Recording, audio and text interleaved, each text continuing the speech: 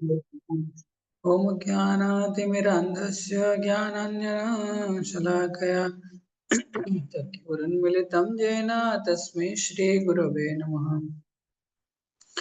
नमो विष्णुपादाय कृष्णपृष्ठाय भूतले श्रीमते लोकनाथ स्वामिनीति नामिने नमस्ते नमो विष्णुपादाय कृष्णपृष्ठाय भूतले श्रीमते भक्तिवेदांत स्वामिनीति नामिने नमस्ते सारस्वते देवे गौरवाणी प्रचारिणे निर्विशेष शून्यवादी पाश्चात्य देशतारिणे जय श्री कृष्ण चैतन्य प्रभु नित्यानंद श्री अद्वैत गदाधर श्रीवासादि गौर भक्त वृंद हरे कृष्ण कृष्ण कृष्ण हरे हरे हरे राम राम राम हरे हरे हरे कृष्ण पंचाकल्पतरुर्यश्च कृपा सिन्धुभ्येव च पतितानां पावनेभ्यो वैष्णवेभ्यो नमो नमः। हरे कृष्ण।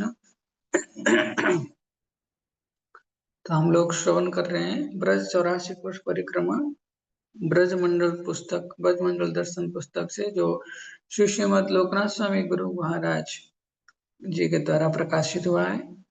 तो आज 19वां दिन है कार्तिक के महीना का और आज हम यात्रा करेंगे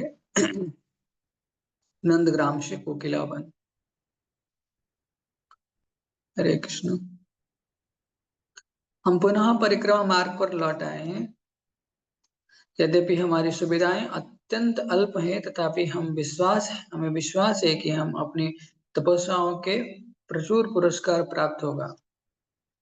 परिक्रमा पर प्रत्येक दिन गए नए रोमांच नई चुनौतियां तथा श्री कृष्ण के साथ हमारे संबंध की गहन अनुभूतियां लाता है। अब तक अधिकांश नवागंतुक यात्री परिक्रमा जीवनशैली में ढल गए हैं और गहन अनुभव की खोज में हैं। उनके मुस्कुराते चेहरे इसका प्रमाण है। कुछ भक्तों को परिक्रमा का चस्का लग गया है और पिछले एक दशक से वे प्रत्येक वर्ष परिक्रमा में आते हैं। इसमें आश्चर्य नहीं होना चाहिए। ब्रजमंडल परिक्रमा श्री कृष्ण की ही समान नित्य नवायमान है। मिठाई को चखकर ही उसका प्रसाद स्वाद लिया जा सकता है। आज हम यावट से होते हुए नंदग्राम से कोकिलावन जाएंगे। आशीश्वर महादेव। भोर होते ही हमने श्री निताई गौर सुंदर का अनुगमन करते हुए नंदग्राम से 2 किलोमीटर पूर्व में आशीश्वर महादेव मंदिर के गुलाबी द्वार से भीतर प्रवेश किया। जैसा कि हमने परसों कहा था कि जब यशोदा माता ने शिव जी को शिशु कृष्ण के दर्शनों से मना कर दिया तो शिव जी यहाँ एक वृक्ष के नीचे बैठकर अपने प्रिय भगवान पर ध्यान करने लगे। उन्हें पूरी आशा थी कि उन्हें भगवान के दर्शन अवश्य होंगे। गोपियों के कहने पर यशोदा माता ने शिव जी को बुलाया और उनकी आशा पूरी हुई। इसलिए यहाँ शिव जी आशीश्वर महादेव के नाम से विख्यात है। आशीश्वर कुंड को प्रणाम करके हमने एक क्षेत्र पार किया और मंदिर के उत्तरी भाग में बने एक छोटी वन में प्रवेश किया। यह है टेर कदम।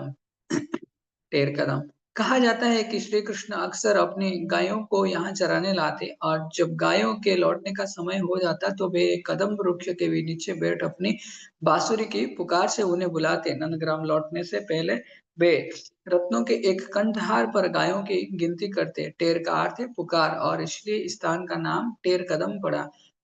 हम यहाँ के राज्य में लौटने लगे और श्रील रूप गोस्वामी के भजन कुटीर को प्रणाम करते हुए उनके चरण कमलों पर निम्नलिखित प्रणाम मंत्र उच्चारण किया।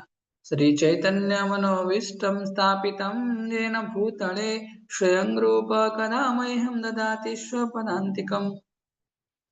जिन श्रील रूप गोस्वामी ने इन संसार में श्री चैतन्य महाप्रभु की इच्छा पूर्ण करने वाले आंदोलन की स्थापना की है वे कब मुझे अपने चरण कमलों का आश्रय प्रदान करेंगे। श्री प्रेम भक्ति चंद्रिका मंगलाचरण श्लोक क्रमांक 2। श्रील रूप गोस्वामी ने अनेक वर्ष भक्तिमय ग्रंथ की रचना में निमग्न रहते हुए यहाँ निवास किया। यही उनके हृदय से उज्जवल नीलमणि पद्यावली ललित माधव दानकिली कौमुदी भक्ति रसामृत सिंधु जैसे ग्रंथ प्रकाशित हुए। हम यहाँ उनकी सुंदर समाधि के आंगन में कुछ देर बैठे मायापुर के टंडल श्री रूप मंजरी पद भजन गा रहे हैं और हमारे पैर यहाँ की चमकीली महीन रज का स्पर्श कर रहे हैं।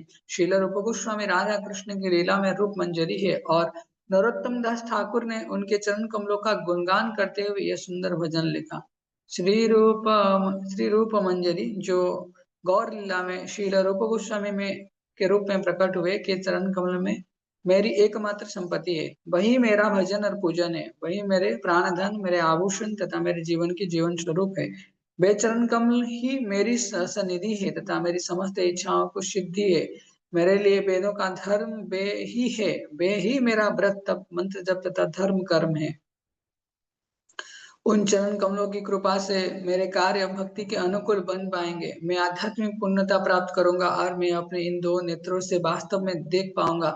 दिन रात श्री रूप मंजरी के दिव्य चरण कमलों मेरी कमल रूपी हृदय पर पूर्ण चंद्रमा के समान प्रकाशित होंगे और मेरी पीड़ित आत्मा को राहत प्रदान करेंगे और मेरा मन प्रफुल्लित हो जाएगा।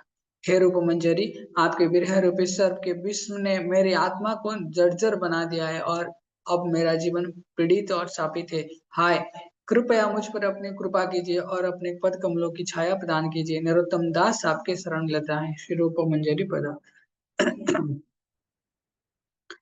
तब हमने यहाँ हुई कुछ मधुर लीलाएं सुनी। एक दिन सनातन गोस्वामी विचरण करते हुए टेर कदम पहुंचे। रूप गोस्वामी ने आनंद पूर्वक उनका स्वागत किया, परंतु उनके पास उन्हें खिलाने के लिए कुछ नहीं था। मनी मन उन्होंने सोचा, यदि मेरे पास खीर होती तो मैं अपने बड़े भाई को खिलाता। उसी समय एक सुंदर किशोरी यहाँ आई। उसके पास घी, दूध, शक्कर तथा अन्य सामग्रियां थी। वह बोली, बाबा, मेरी माँ ने साधुओं को ये सामग्री देने के लिए कहा है। कृपया आप इन्हें लो। इनसे भोग भगना कर ठाकुर जी का नैवेद्य दिखाओ और प्रसाद ग्रहण करो। रूप गोस्वामी तुरंत खीर बनाने लगे। नैवेद्य दिखाने के बाद उन्होंने वह खीर सनातन गोस्वामी को परोसी। पहली पहले कौर में ही वे प्राय मूर्छित हो गए। अश्रुपूरित नेत्र से उन्होंने अपने छोटे भाई से पूछा कि उन्हें इतनी अद्भुत खीर की सामग्री कहाँ से मिली।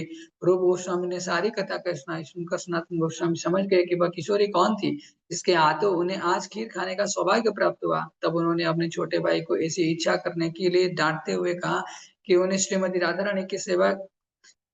रानी से सेवा लेने की बजाय उनके चरण कमलों की सेवा करनी चाहिए। सनातन गोस्वामी ने आनंद पूर्वक प्रसाद ग्रहण किया, परंतु रूप गोस्वामी अपने किए पर खेद करने लगे। बाद में श्रीमती राधा रानी उनके स्वप्न आई और मधुर शब्दों में उन्हें सांत्वना दी।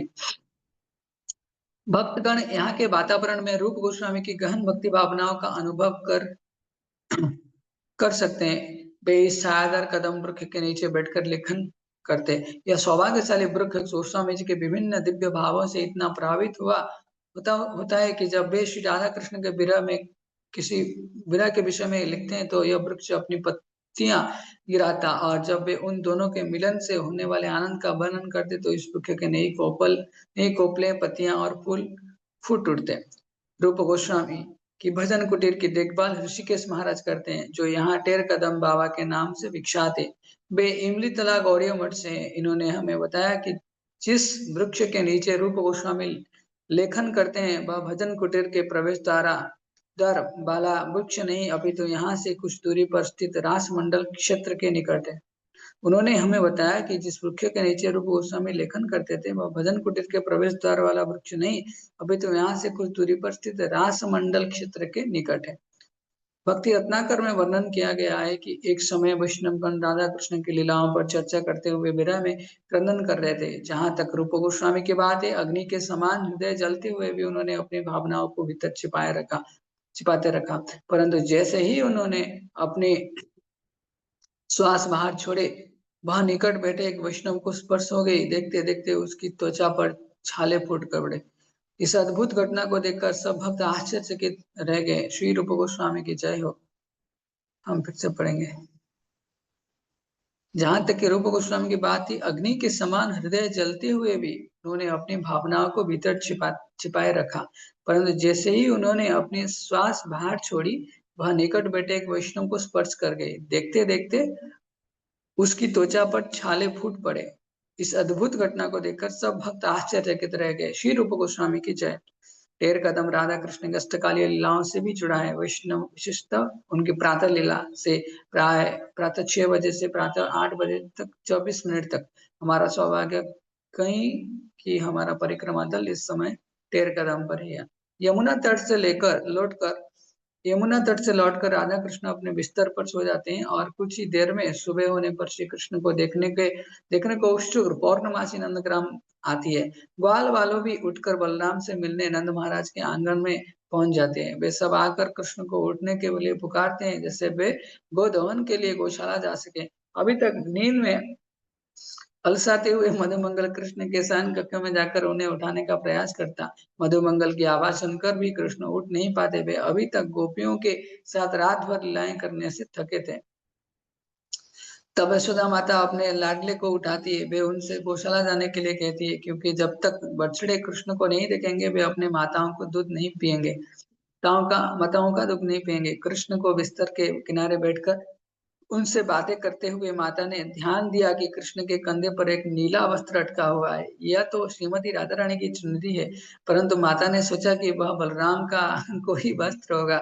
फिर वे सोचने लगे कि कृष्ण ने अपने भाई का वस्त्र क्यों पहना।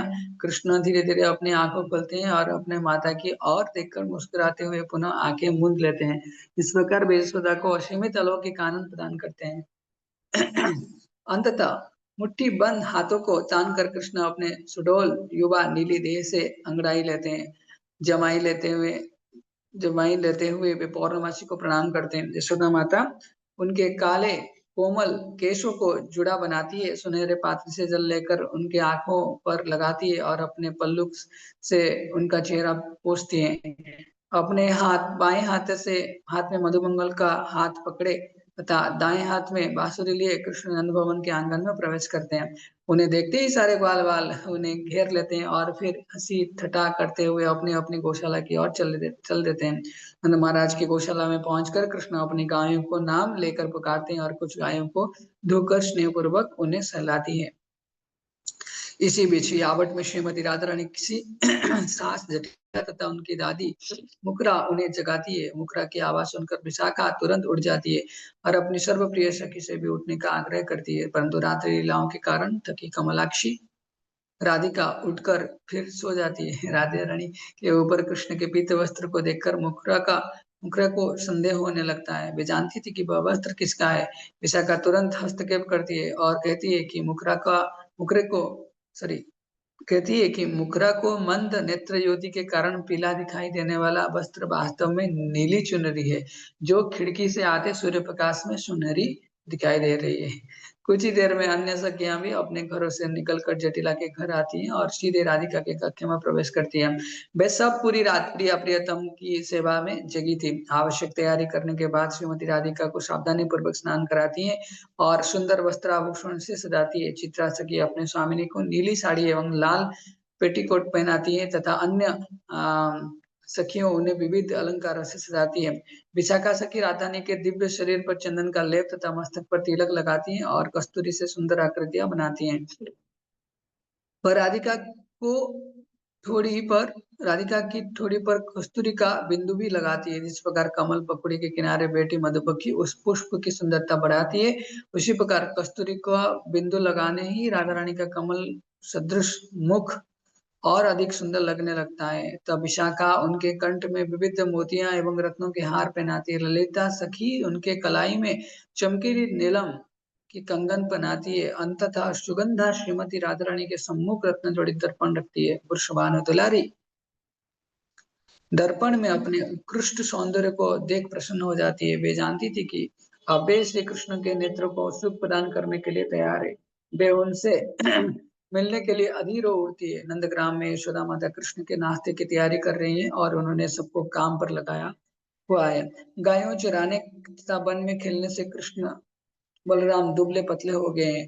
उन्हें बहुत भूख लगी होगी। तुरंत रसोई में जाओ, सारी सामग्री ले आओ। हमें उनकी भूख को शांत करने के लिए प्रचुर भोजन बनाना होगा। इस समय उनके मन में राधिका जो को यावत से बुलाकर कृष्ण को नाश्ता बनवाने की इच्छा होती है। श्रीमती राधा रानी को दुर्वासा मुनि से वर मिला था कि जो भी उनके हाथ का बना भोजन खाएगा वह कभी रोगी नहीं होगा और दीर्घायु रहेगा। माता यशोदा यह जानती थी, इसलिए वे ब्रज के राजकुमार के लिए श्रीमती राधा रानी को बुलाती है। वे कुंदलता के हाथों जटिला के पास राधा रानी को भिजवाने का संदेश भेजती है, परंतु जटिला अपने भोग लाज को लेकर चिंतित है। वह नहीं चाहती कि कृष्ण की कामुक दृष्टि राधा रानी पर पड़े, परंतु पौर्णमासी के निर्देश पर वह यशोदा माता के निवेदन को स्वीकार कर लेती है। राधा रानी को भेजने से पहले वह उन्हें देर न करने के लिए कहती है, क्योंकि कुछ देर बाद राधा रानी को सूर्य पूजा के लिए जाना है।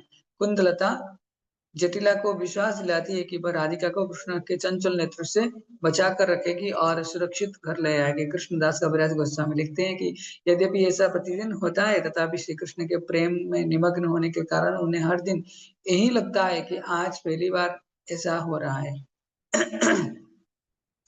ये आबट नंदग्राम से अधिक दूर नहीं है। जिस ग्राम से आज हमारी परिक्रमा गुजर रही है, कदाचित श्रीमती राधारानी ने भी नंदग्राम जाने के लिए यही मार्ग लिया होगा।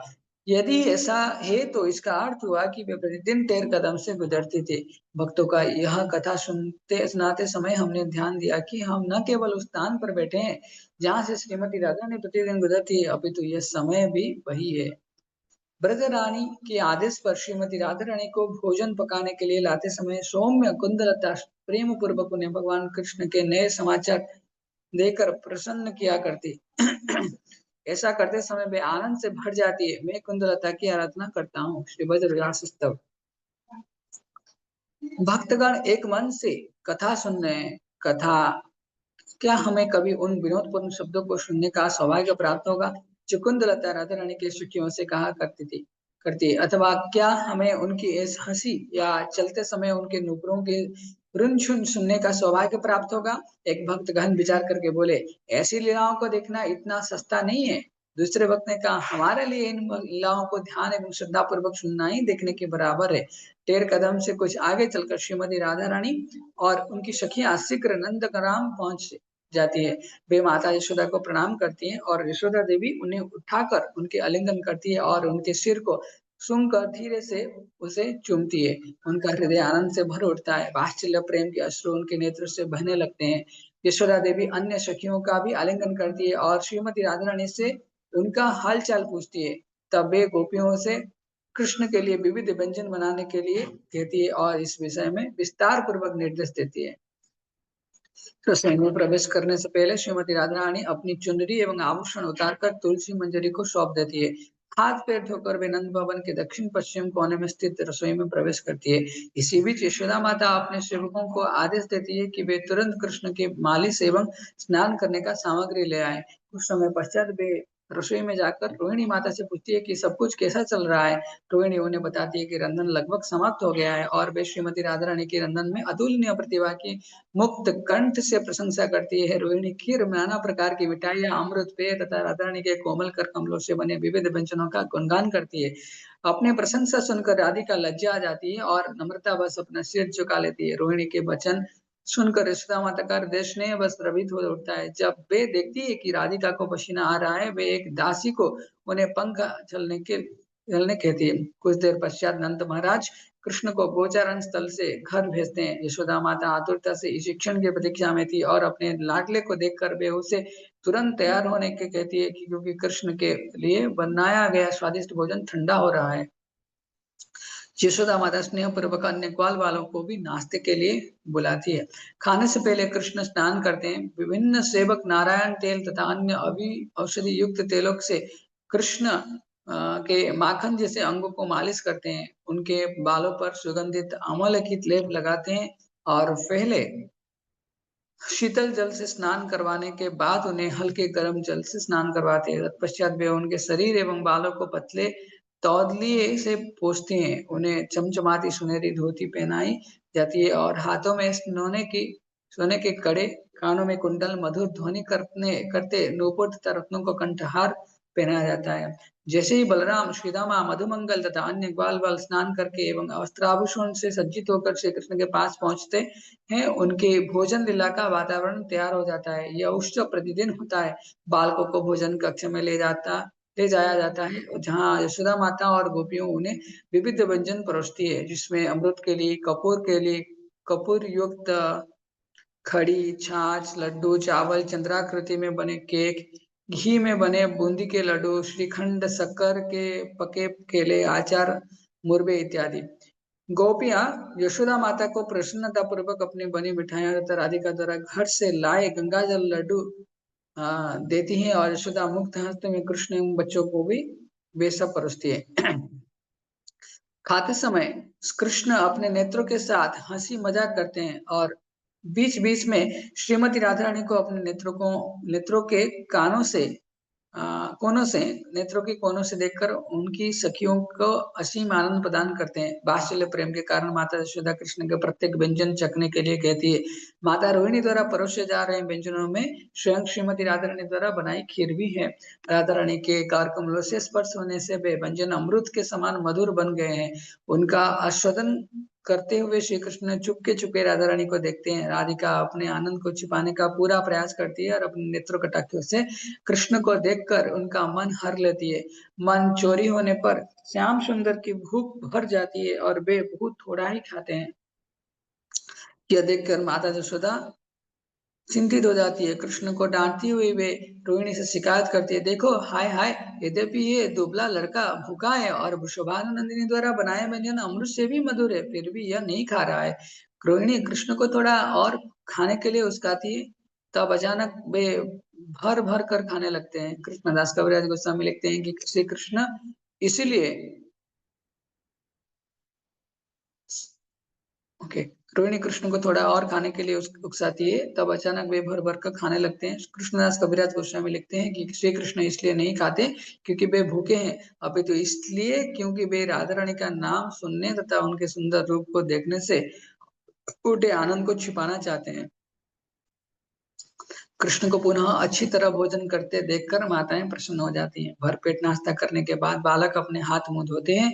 तब कृष्ण कुछ समय के लिए विश्राम करते हैं और पंखा चलते हुए उनके सेवक उन्हें पान देते हैं। श्रीमती राधा रानी भी रसोई से निकलकर दूसरे कक्ष में जाती है, जहाँ उनकी दासियां उन्हें पंखा करती है। श्री राधा और उनकी सखियां खिड़की से अपने प्रिय श्याम को निहारती है। प्रेम भावनाओं से अभिभूत होकर राधा पुनः पसीने से तरबतर हो जाती है। तो यशोदा माता को लगता है कि राधा रानी को थकान के कारण पसीना आ रहा है और वे उनके निकट बैठकर रोहिणी को राधिका एवं गोपियों के लिए भोजन लाने को कहती है। रोहिणी के आने पर धनिष्ठा चुपके से कृष्ण को महाप्रसाद भोजन में मिला देती है और गोपियों को परसती है। रोहिणी के आने पर धनिष्ठा चुपके से कृष्ण का महाप्रसाद भोजन में मिला देती है और गोपियों को परसती है। जब यशोदा देखती है कि राधा रानी लज्जा पूर्वक अपना मुख छिपाकर कुछ खा नहीं रही है, तो स्नेह पूर्वक वे कहती है, राधे तुम इतनी लज्जा क्यों कर रहे हो? मैं तुम्हारी माँ जैसी हूँ, मैं तुम्हें अपने पुत्र के समान प्रेम करती हूँ, पुत्र के समान प्रेम करती हूँ, चलो कुछ खाओ, तुम्हें खाते देख मेरे नेत्र को बहुत सुख मिलता है। अरे गोपियों, तुम सब भी मेरी पुत्रियों के समान हो, तुम सब इतनी लज्जा क्यों कर रहे हो? गोपियों द्वारा भगवान का महाप्रसाद चखने के बाद यशोदा एक टोकरी में नए वस्त्र एवं बहुमूल्य आभूषण रखकर धनिष्ठा के हाथों राधिका को दे देती है। अपने हृदय में यशोदा माता श्रीमती राधा रानी को अपनी बहू ही मानती है। उस समय एक गुप्त लेन देन होता है। पिछली रात श्रीमती राधा रानी कृष्ण का जो पीला वस्त्र अपने साथ लाई थी, विशाखा धनिष्ठा के हाथों वह वस्त्र शुबल तक पहुंचाती है और बदले में शुबल धनिष्ठा को श्रीमती राधा रानी की नीली चुनरी दे देता है। प्रातः 8:24 के आसपास कृष्ण नंदग्राम से वन की ओर चलते हैं और श्रीमती राधा रानी एवं गोपियों अपने घर लौट जाती हैं। कदाचित वे इसी पथ से होकर लौटती होंगी, परंतु इस बार उनका चित्त मिलन की आकांक्षा से नहीं, अपितु विरह की भावना से भरा है। मैत्रीपूर्ण टेर कदम बाबा यहाँ आने वाले भक्तों का मनोरंजन करने से नहीं चुकते। टेर कदम का अर्थ पुकारना बताकर वे उन लीलाओं का अभिनय करते हैं जिनके कारण इस स्थान को यह नाम प्राप्त होता है। वे अपने सिर पर लाल ओढ़नी डाल देते हैं और एक खिलौना बांसुरी बजाकर दिखाने का प्रयास करते हैं कि किस प्रकार कृष्ण गोपियों को पुकारने के लिए बांसुरी बजाया करते थे। उन्होंने बताया कि भूखा मंदुबंगल कहीं यहीं खड़ा होकर कृष्ण बलराम को बालकों के साथ भोजन करने के लिए पुकारा करता है था। टेर कदम की दिव्य रज श्रील रूप गोस्वामी के स्पर्श से और पावन हो गए। जाने से पूर्व हमने इस रज को अपने सिर एवं अंगों पर लगाकर हृदय से अपने आचार्यों के चरणों का अनुगमन प्रार्थना की। हम सब रूपानुग है और हमारे एकमात्र आश्रय है। श्रील रूप गोस्वामी पाद की जय हो। कुछ वर्ष पूर्व एक परिक्रमा के दौरान यावत जाते समय पंचवर्षीय विश्वम्भर ने कीर्तन आरंभ किया। वह हमारे परिक्रमा व्यवस्था के चंद्रभद्र प्रभु का पुत्र है। वह हाथ में मेगाफोन पकड़कर अत्यंत उत्साह पूर्वक कीर्तन कर रहा था, हरे कृष्णा कृष्ण कृष्ण हरे हरे, हरे राम राम राम हरे हरे। कीर्तन ऊंचाइयां छूने लगा। मैंने चारों ओर घूम कर देखा तो एक एक भक्त नृत्य कर रहा था। स्थानीय ब्रजवासी बच्चे अपनी उम्र के बच्चे को कीर्तन में पूरे परिक्रमा दल की अगुवाई करते देख विस्मित उसे घूर कर देख रहे थे। खैर अब विश्वम्भर बड़ा हो गया है और उसके कीर्तन पहले से भी कहीं अधिक बड़े। यावट यावट नंदीश्वर पर्वत की उत्तर पूर्व दिशा में स्थित है। आबादी में भरा यह नगर रत्न सदृश नगरों का शिरोमणि है। और यह श्रीमती राधा रानी का ससुराल है। जिस स्थान पर कृष्ण एक सुंदर वट वृक्ष के नीचे अपने प्रियतमा से मिलते, उसके साथ लीलाओं का आनंद लेते और उसके चरण कमलों को लाल जब से यावट के लाल जब के सजाते वह स्थान यावट ही है। श्री प्रकृति चिंतामणि। यावट के विषय में इतना सुनने के बाद अंततः हम यावट पहुंच के अभिमन्यु से विवाह के पश्चात श्रीमती राधा रानी यहाँ अपनी ससुराल में रही। इस गांव में इस गांव में नाम के उद्गम के विषय में विश्वनाथ चक्रवर्ती ठाकुर की उपरोक्त व्याख्या दर्शाती है कि किस प्रकार राधा कृष्ण के दिव्य स्वरूप एवं लीलाओं में श्रृंगार कला की सर्वोच्च अभिव्यक्ति है। कृष्ण सदैव यहाँ अपने प्रियतमा से मिलने का प्रयास करते हैं। इसके लिए वे कोई भी चाल चलते और वेश धारण करते। श्रीमती राधा रानी भी अपने साथ जटिला तथा नंद कुटिला की दृष्टि से बच भागने की युक्ति बनाती रहती है। राधा रानी चौकोर पक्षी है और कृष्ण चंद्रमा एक दूसरे को देखकर कि पूरी तरह विमोहित हो जाते और विरह सहन नहीं कर पाते। परस्पर मिलन की उनकी उत्कंठा उनकी भेंटों को नव नवायमान बना देती है। वे जब भी मिलते हैं उन्हें यही लगता है कि मानो वे पहली बार मिल रहे हैं। कि यह सच्चे प्रेम का स्वभाव है। इसमें अति परिचयात अवज्ञा का कोई स्थान नहीं होता। हम राधाकांत मंदिर की ओर बढ़े। कहा जाता है कि यही जटिला का घर था। यहाँ हमने राधा कृष्ण के मधुर दर्शन लिए। दीनबंधु प्रभु श्रीमती राधा रानी के इन विग्रहों को पूरे ब्रज में सबसे सुंदर मानते हैं। प्रमुख मंदिर कक्ष के बाईं और अभिमन्यु जटिला एवं कुटिला के दर्शन किए जा सकते हैं और दाईं और काली कृष्ण के। कृष्ण ने क्यों यह रूप धारण किया, थोड़ी देर में मैं इनका वर्णन करूंगा। कि अभिमन्यु श्री कृष्ण की छाया का विस्तार है। अभिमन्यु श्री कृष्ण की छाया का विस्तार है। यद्यपि वे श्रीमती राधा रानी के तथाकथित पति है, परंतु राधा रानी की छाया तक का स्पर्श कर पाना उनकी शक्ति से बाहर है। वस्तुतः केवल श्री कृष्ण की श्रीमती राधा रानी के पति हो सकते हैं। तो केवल श्री कृष्ण ही श्रीमती राधा रानी के पति हो सकते हैं। योग माया ने राधा रानी का तथाकथित विवाह अभिमन्यु के साथ इसलिए करवाया जिससे राधा कृष्ण परकीय भाव का आस्वादन कर सके। रस की दृष्टि से परकीय भाव स्वकीय भाव से अधिक तीव्र एवं आनंदप्रद होता है। परंतु शील प्रभुपाद हमें सचेत करते हैं कि हम इन दिव्य भावों को सही दृष्टिकोण से समझे और कभी इनकी नकल करने का प्रयास बिल्कुल न करें। यह भौतिक जगत आध्यात्मिक जगत का विकृत प्रतिबिंब है। इस सरोवर के तट पर लगे वृक्ष के समान है। सरोवर में वृक्ष की परछाई देखने पर हमें उनका ऊपर का भाग नीचे दिखाई देता है और नीचे का भाग ऊपर दिखाई देता है। इसी प्रकार जब परकीय भाव भौतिक जगत में विकृत होकर प्रतिबिंबित होता है तो यह सर्वाधिक निकृष्ट है। इसलिए जब लोग श्री कृष्ण और गोपियों के रास लीला की नकल करते हैं तो वे केवल दिव्य परकीय भाव के विकृत निकृष्ट प्रतिबिंब का ही भोग करते हैं।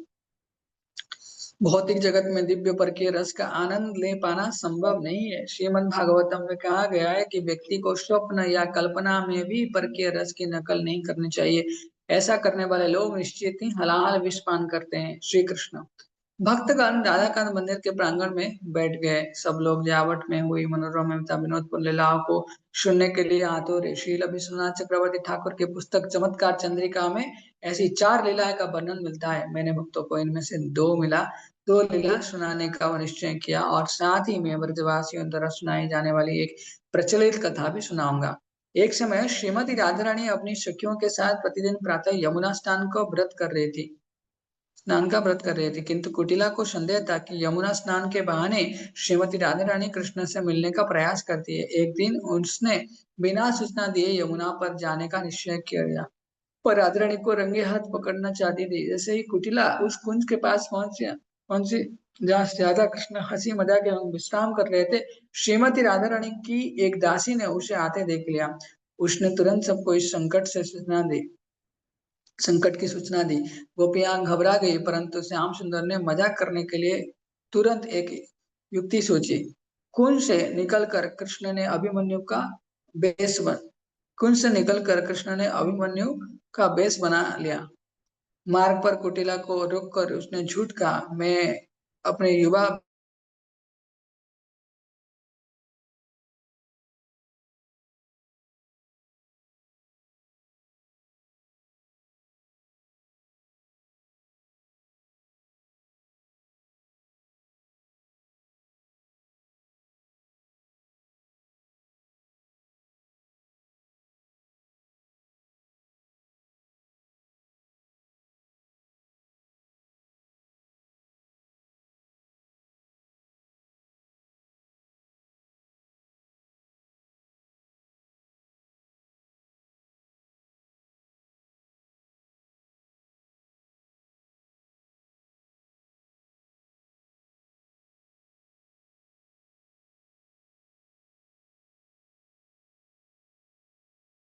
क्यों फिर क्यों आई हो? कुटिला, तुम्हारी हरकतें देखने आई हूँ। ललिता, ठीक है, अच्छी तरह देख लो। कुटिला, ललिता, मैं जो कुछ जानना चाहती थी मैंने जान लिया। ललिता, हम भी तो सुने, क्या जाना है तुमने? कुटिला, मुझे कुछ सुनाने की आवश्यकता नहीं है, क्योंकि इस स्थान से आ रही हरि की सुगंध अपने आप सारी कहानी कह रही है। चमत्कार चंद्रिका। श्रीमती राधारानी और गोपियों के साथ तीखी बहस के बाद कुटिला वहां आई, जहां अभिमन्यु बने कृष्ण छिपे बैठे थे। कृष्ण ने कुटिला से कहा कि वह मथुरा जाकर राजा कंस से कृष्ण की शिकायत करेगा और उनसे अपने सैनिक भेजकर कृष्ण को बंदी बनाने के लिए कहेगा। फिर उन्होंने कुटिला को यावत लौटने तथा उनकी इस योजना को गुप्त रखने के लिए कहा। दोपहर तक आने के लिए कहकर कृष्ण वहां से चले गए। कुछ घंटों पश्चात कृष्ण यावत आए और जटिला को भी पूरी जानकारी योजना सुनाई। कुटिला के समान जटिला भी कृष्ण के वेश को पहचान नहीं पाए। कृष्ण ने कहा कि वे मथुरा गए थे और कुछ ही देर में कंस के सैनिक आ रहे हैं।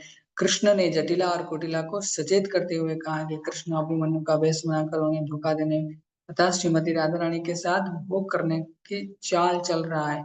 उन्होंने कहा, इसलिए बाहर से द्वार बंद कर दो और जब वह स्त्री भोगी यहाँ आए तो उसे डांट फटकार कर बाहर से ही भगा दो। मैं भीतर तुम्हारी बहू के साथ हूँ, जिससे वह कृष्ण के जाने आने पर बाहर न जा सके। जटिला को तुरंत विश्वास हो गया कि कृष्ण की उसका पुत्र अभिमन्यु है।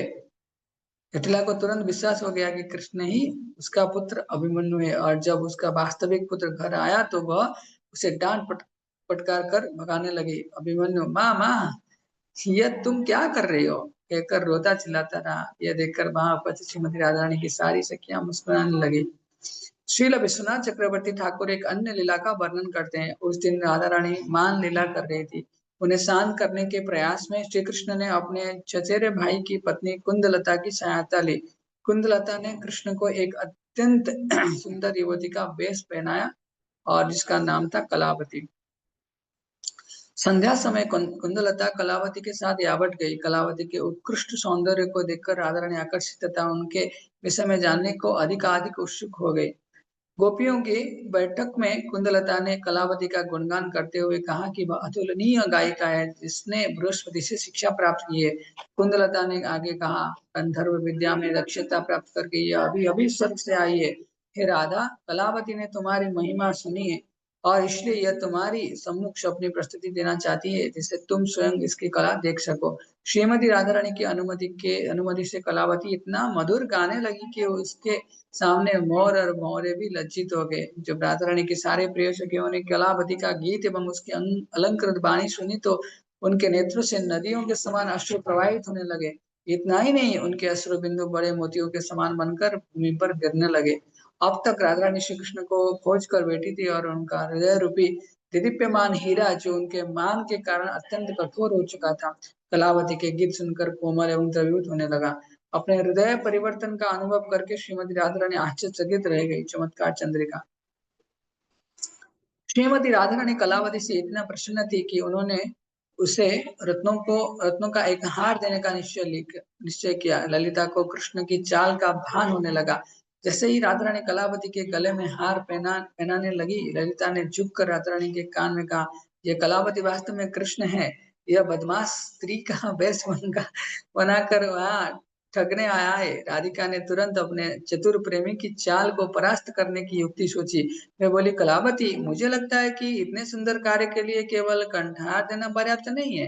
राधा रानी ने रूप मंजरी को आज्ञा दी कि वे कलावती के वस्त्र उतारकर उन्हें नए बहुमूल्य वस्त्र पहनाए। अपनी युक्ति की पोल खोलते देख कुंदलता और कृष्ण घबरा गए और वैसा न करने के लिए राधा रानी को मनाने लगे। श्रीमती राधा रानी ने कहा, हे सखी कलावती, नए वस्त्र पहनने में क्या कठिनाई है? बिना किसी शिकायत के इन नए वस्त्रों एवं आभूषणों को पहन लो। यदि तुम स्वयं यह कार्य नहीं करोगे तो हमें बलपूर्वक तुम्हें ये सब पहनाना पड़ेंगे। तुम अकेली हो और यहाँ मेरे साथ अनेक सखियां हैं। हमारे सामने तुम निसहाय हो और हमारी इच्छा का विरोध करने में अक्षम हो। अरे नादान लड़की, यह ध्यान में रखो। और कृष्ण पूरी तरह असहाय थे। जैसे ही गोपी ने उनकी चोली खोली, कदम के दो बड़े फूल भूमि पर गिर पड़े। तभी श्याम सुंदर एक लज्जालु युवती के समान खड़े रहकर दिखावा करते रहे और अपना मुख अपनी चुनरी से ढक लिया। तब श्री राधिका ने कृष्ण की ओर पीठ कर ली और अपने आसन पर बैठी हंसने लगी।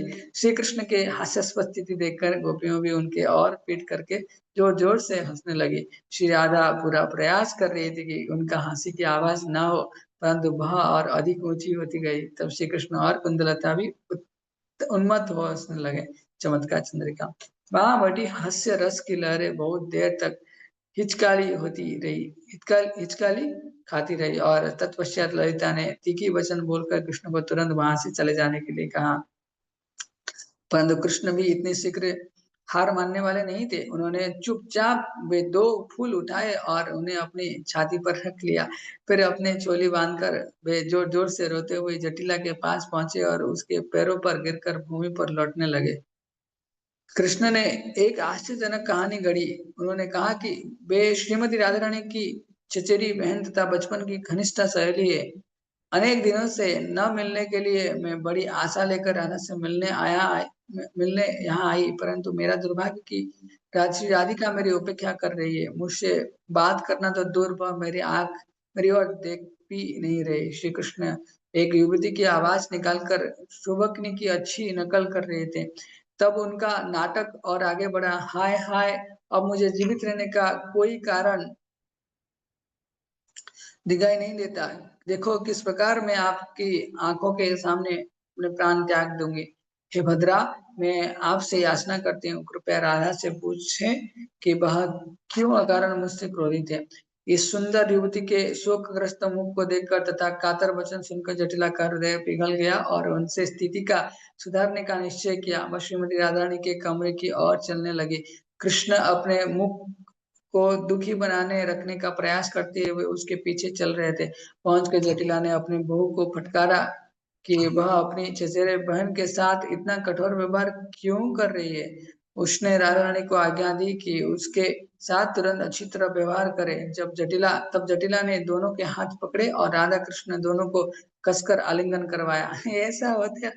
श्री राधा कृष्ण प्रेम में अभिभूत होकर अश्रु बहाने लगे और सारी गोपियां आनंद के सागर में गोते लगाने लगी।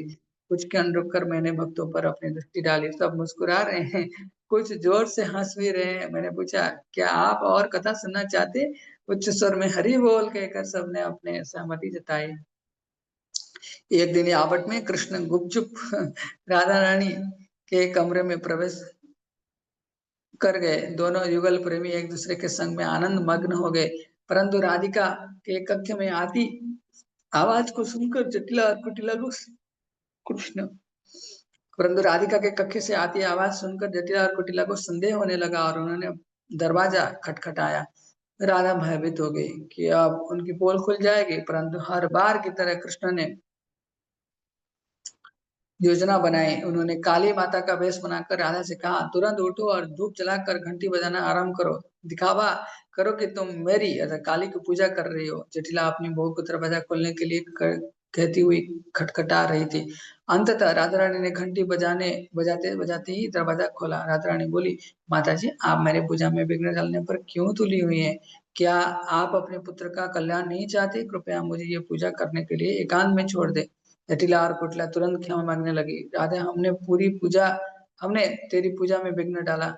राधे हमने तेरी पूजा में विघ्न डाला, कोई बात नहीं, अपनी पूजा जारी रखो, कहकर वे तुरंत चली गई। तब कृष्ण अपने मूल रूप में आ गए और दोनों पूर्ववत अपनी लीलाओं का आनंद लेने लगे। कुछ समय पहले जैसे काली कृष्ण विग्रह का हमने उल्लेख किया था, उसका स्रोत यही मजेदार कथा है। श्री कृष्ण को विस्मयकारी लीलाओं की जय हो। श्री कृष्ण की विस्मयकारी लीलाओं की जय हो। आइए जटिला और कुटिला के चरण कमलों की धूल में लौट जाए और क्योंकि उनका एकमात्र कार्य राधा एवं कृष्ण का प्रेम को बढ़ाना था, यदि प्रार्थना है कि हम अपने शेष सांसों भगवान की अमृत भरी लीलाओं के स्मरण में व्यय कर दें और तब हमारी सफलता सुनिश्चित होगी। जाने से पूर्व हम कुछ संक्रिय धुआंधार सीढ़ियों से होकर छत पर श्रीमती राधा रानी के चरण कमलों के चिन्ह देखने आए। श्री विश्वनाथ चक्रवर्ती ठाकुर लिखते हैं, यावत नगर का निर्माण महाराज विश्वभानु ने अपनी पुत्री के आनंद हेतु किया था। राधा रानी अक्सर अपने भवन की छत पर बैठकर अपने प्रियतम के घर के दिशा में देखा करती और यही प्रकार कृष्ण भी कृष्ण राधा ने अक्सर अपने भवनों की छत पर बैठकर अपने प्रियतम की घर की दिशा में देखा करती और इसी प्रकार कृष्ण भी यावतपुर की दिशा में देखते रहते। अपने वरिष्ठ संबंधियों की उपस्थिति में भी वे दोनों निकलते और अपने भवनों की छतों पर जाकर एक दूसरे को दिशा में देखते रहते हैं। बजरती जिंदा में राधा कांड मंदिर से बाहर निकलते समय मुझे वर्षों पूर्व यावत में हुई वह घटना स्मरण हो आई, जब राधा रमन स्वामी मेरे साथ थे। हम दोनों में कुछ दिन यहाँ बिताए। जैसे ही हम यहाँ पहुंचे, स्थानीय ब्रजवासी ने हमसे कहा, महाराज आप शुभ दिन एवं शुभ घड़ी में यहाँ आए हैं।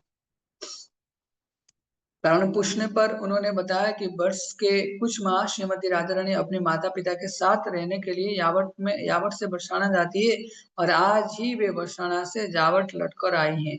यावट के एक विशाल खुले मैदान में नाश्ता दिया गया। नाश्ते में पूरी सब्जी दाल चावल पास्ता तथा ताजे फल है।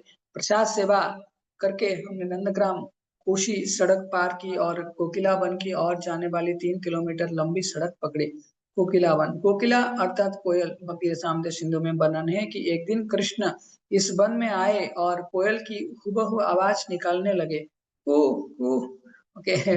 उनकी आवाज सुनकर कोयलें इतने उच्च स्वर में गाने लगे कि उनकी मिली जुली ध्वनि जावट तक पहुंच रही थी, जिससे भी पक्षियों के इस गीत को सुना वह विस्मित रह गया। तब विशाखा ने जटिला से अनुमति मांगी, जिससे गोपियां जाकर कोकिलाओं को देख सके। इस प्रकार श्रीमती राधा रानी और उनकी सखियां श्री कृष्ण के संग लीलाओं का आनंद ले सके। वह वन जहाँ श्री कृष्ण ने कोकिला के समान आवाज निकाली थी, कोकिला वन कहलाया। आसपास के वृक्ष एवं सीढ़ियां रंग बिरंगी पक्षियों से भरी है। खेतों में गाय चर रही हैं और एक बाला उन्हें घर लौटने के लिए पुकार रहे हैं। दोपहर के कुछ बाद हम अपने पड़ाव पर पहुंच गए। कोकिलावन गांव में खुले मैदान तथा चारों ओर घर एवं बाजार है। यहाँ हम श्री राधा कोकिलावन बिहारी के मंदिर गए। इसके साथ ही लगकर शनिदेव का मंदिर है। शनिवार के दिन अनेक लोग शनिदेव की प्रार्थना करने कोकिलावन आते हैं, जिससे वे शनि के दुष्प्रभावों से मुक्त हो सके। हमारा सामान पहले ही पहुंच चुका है। उन्हें उठाकर हम अपने अपने नियत खेमों में पहुंच गए। कुछ भक्त खेमों में विश्राम करने लगे, कुछ वहां बने विशाल कक्ष में एकत्र हो गए। शेष दोपहर हमने विश्राम प्रसाद तथा वरिष्ठ भक्तों से श्रवण में बताई। सायं होते ही हम संध्या आरती एवं दामोदर अष्टकम के लिए श्री निताय गौर सुंदर एवं शील प्रभुपाद के चारों ओर एकत्र हुए। दृक्स्वलीलाभि आनन्दकुण्डे स्वघोषं निमज्जन्तम् आख्यापयन्तम् तदीयशीताग्येषु भक्तिर्जिता त्वं पुनः प्रेमतास्तं सतावृत्ति वन्दे। इन अद्भुत बाल्य लीलाओं से श्री कृष्ण सभी गोकुल वासियों को आनंद के सागर में निमग्न कर देते हैं। इस प्रकार वे भगवान के ऐश्वर्य ज्ञान में लीन लोगों के समक्ष घोषणा करते हैं कि मैं केवल अपने प्रेमी भक्त द्वारा ही जीता जा सकता हूँ। मैं प्रेम पूर्वक ऐसे दामोदर भगवान को बारंबार सत सत प्रणाम करता हूँ। दामोदर अष्टकम 3रा पद। श्रवण एवं कीर्तन के द्वारा हम सहज स्मरण करने लगते हैं। इसलिए आज गोपियों के विषय में इतना सुनने के बाद अन्य भक्तिमय कार्य करते समय भी हमें गोपियों के मनोभाव एवं लीलाओं का सहज स्मरण हो रहा है। हम विचार करने लगे कि किस प्रकार गोपियां उपरोक्त पद में वर्णित गहन प्रेम की मूर्तिमान स्वरूप थी। वस्तुतः ब्रज गोपियों सदैव कृष्ण के साथ विनोद करती, उन्हें डांटती और उनके ऊपर हंसती तक थी। यह उनके प्रेम का अद्भुत स्वभाव था, पूरी तरह खरा एवं तीव्र तथा किसी भी प्रकार के निजी आदर सम्मान की भावना से मुक्त। यहाँ तक कि जब कृष्ण उनके सम्मुख होते तो वे स्वयं भूल जाते कि वे कौन है, वे पूरी तरह उनके प्रेम द्वारा बनकर उनके हो जाते। हरे कृष्णा। श्रील प्रभुपाद की जय। श्री ब्रजमंडल दर्शन की जय। श्री श्रीमद लोकनाथ स्वामी गुरु महाराज की जय। समवेत गौर की जय। गौर ब्रह्मांड हरि।